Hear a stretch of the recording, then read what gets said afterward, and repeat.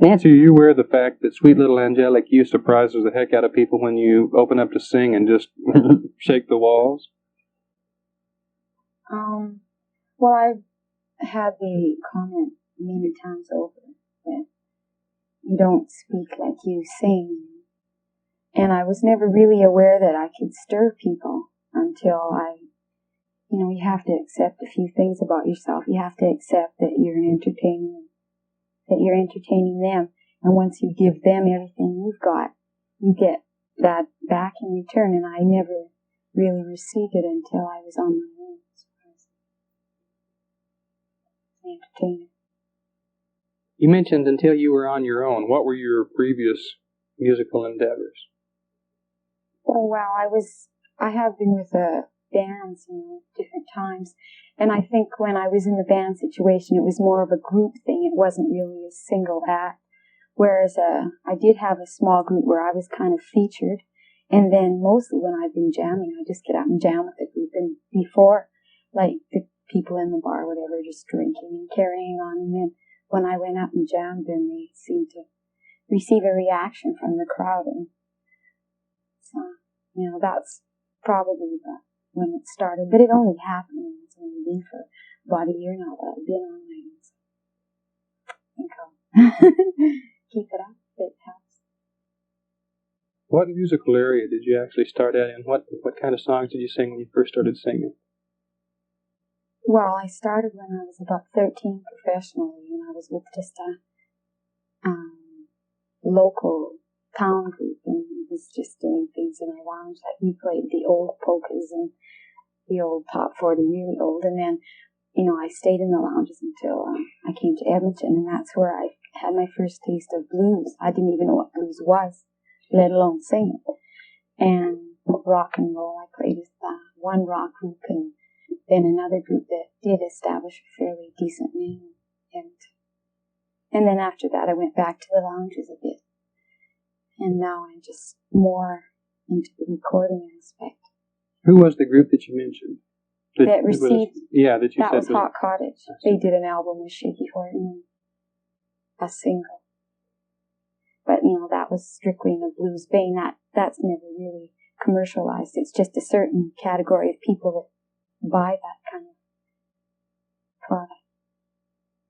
Is there a particular musical area that you feel like is your strong point, that you really excel in above the others? No, I don't believe that.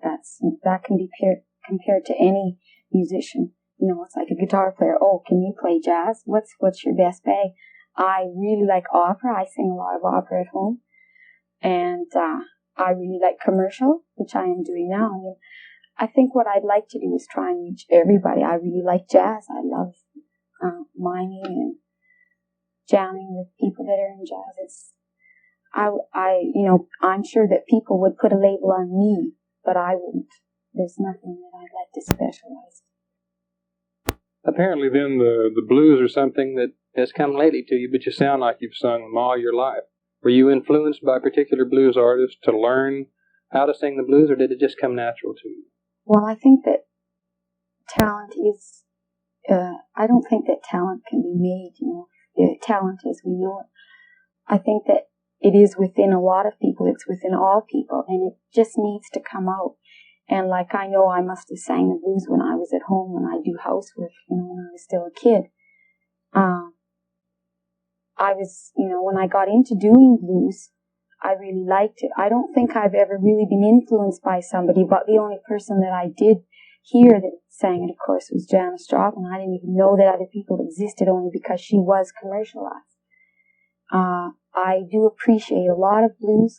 I don't believe that blues is black orientated. I believe that white people are just as, that they can sing the blues too. But then I think that a lot of blues is pure jive and schlock, because you just go around wailing on, I'm down and out. Well, that's no attitude. There's happy blues to me. It's just a feel. It's actually being able to wail and have a,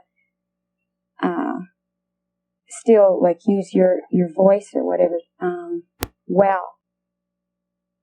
When you are going to select a song that you're going to record, what do you look for in the tune, and what actually makes a song right for Nancy Nash?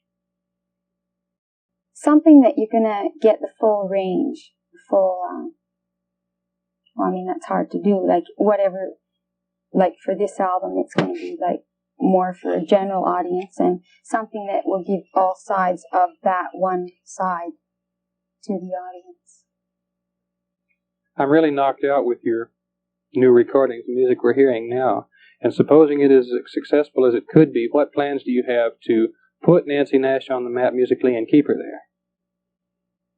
Well, after your first album, I guess, then you know, it has to be considered like more from a business point of view. Like, you still have your music and what you basically want to do, but you have to be a good businessman too, so that everything is timed at the right time. Now, what you just said about the success will be really good if it happens, but there's so many things, you know, even big people that are big today fall down as far as being rated just because of, you know, maybe the recording company or the pressing company didn't get it out in time, so everything corresponds. But if that happens, I would like to continue, like I said, reaching everybody. Maybe I just won't stay in the vein I am now. I might, you know, spread out to some other vein. But I like this, and I like the music that I'm doing right now that I have recorded. And I'll probably tour, you know,